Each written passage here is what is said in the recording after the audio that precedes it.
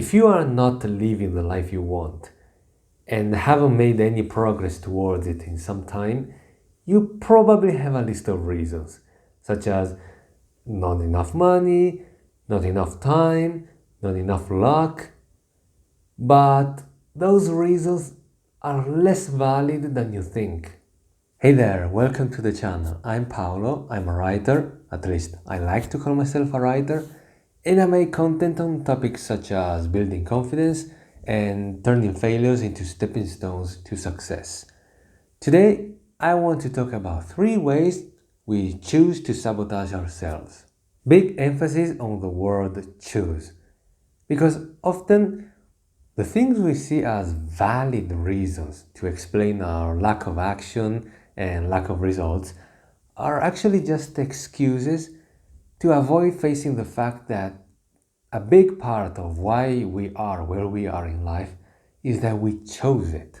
So let's break down 3 of these very common choices that we make without even realizing that we are actually sabotaging ourselves. Choice number 1. Waiting for the right conditions. If you ever told yourself, I'm going to start when things calm down, or when I've made the right plan, or when I feel ready, just know this. Ready is a target that never stops moving. It's always going to feel just out of reach. Because what you really want isn't really to feel ready. It's to have a guarantee that if you get started, you won't ever waste time, you won't look foolish, and you won't fail. But that is, of course, not possible.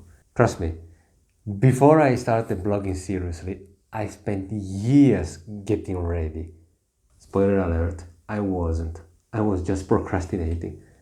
In fact, I only started to feel ready and confident about my blogging skills after I took action. Because that's how it works. Action creates clarity. You learn by actually doing, not by planning to do. So here's the fix. Instead of trying to figure out how to do everything correctly right at the beginning, start by doing the smallest version of something that you already know will get you a little closer to your goal. This works because A, it gets the ball rolling, and that's already half the battle won. And B, when you haven't even started yet, you don't have the skills to make things perfect anyway. And you can only develop those skills after you take action repeatedly and learn along the way. For example, before starting this channel, I was about to fall once again into the getting ready trap. And I was only able to avoid it because I simply grabbed my phone, opened the camera app, and simply pressed the record button and started recording. Then I uploaded the 1-minute video without even worrying about the audio, the lighting, the delivery, and any editing. Without that first tiny imperfect step, I wouldn't be here making this video now. I would probably find myself 1 year from now still telling myself, I just need to prepare a little bit more and then I'm going to start a YouTube channel.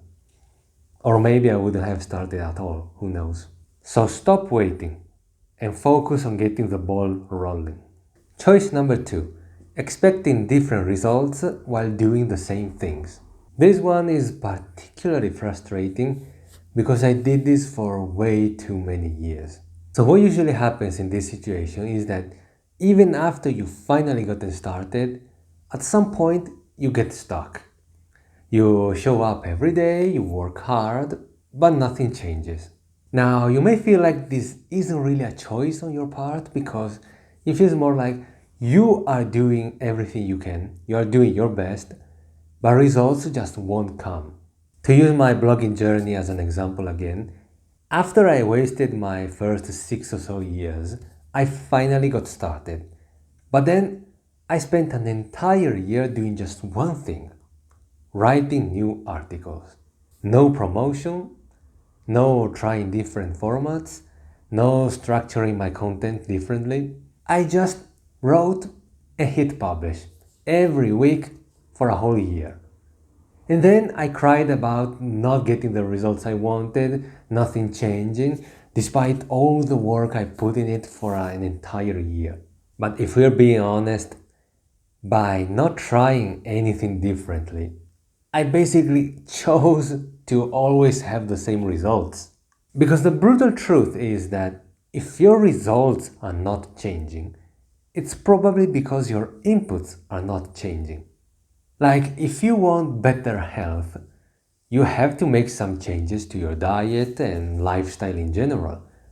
And if you want a better social life, you can't just stay in your comfort zone and never do even the bare minimum, like chatting with friends online or hanging out for dinner once per month. Because hoping, complaining, and getting frustrated won't change anything. Only taking action will.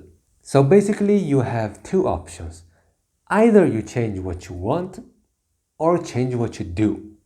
Choice number three, wanting results quickly and looking for shortcuts. Another favorite way in which we sabotage ourselves even after getting started and even after realizing that we have to change our inputs if we want to change our results is wanting those results fast. There's an Italian saying that goes, things were better when they were worse. And it's usually used to express nostalgia for the past. And I think it applies here as well. See, one of the less obvious and sneakiest obstacles to success is that when you finally stop procrastinating and start taking action, that's the moment when you realize just how far the finish line still is. And that's uncomfortable as hell, even more than when you hadn't even started yet and the goal was still far, but in a vague way. So because of this added pressure from knowing a little better how far the goal still is, you start to feel like you were more comfortable back then when you hadn't even started yet, back when things were worse. So what do we do to deal with this feeling? Well, usually we just choose to get impatient and start looking for shortcuts and hacks. But if there's something I've learned from wasting most of my 20s, is that impatience kills way more dreams than failure ever could. When it comes to big goals, yes, you can go faster by working harder, investing more time, and learning quickly from people who have already succeeded. But even so, the journey is still going to be a fairly long one. You cannot shorten it infinitely.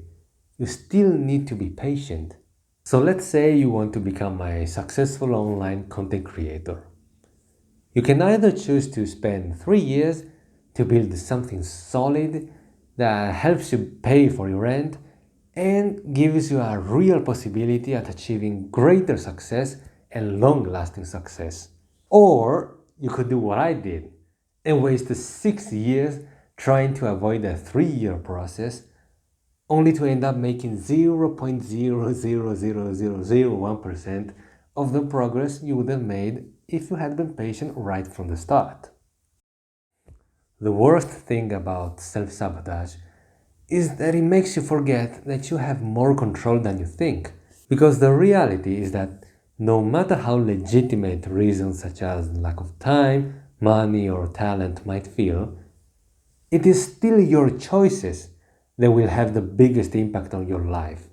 You can choose to wait for perfect conditions before finally starting. You can choose to bury your head in the sand and keep doing the same things while expecting different results. And you can choose to ruin your chances at success by looking for shortcuts instead of letting your progress compound. Or you can choose differently. So, what are you going to do? If you want, let me know in the comments, and I'll see you in the next video. Bye!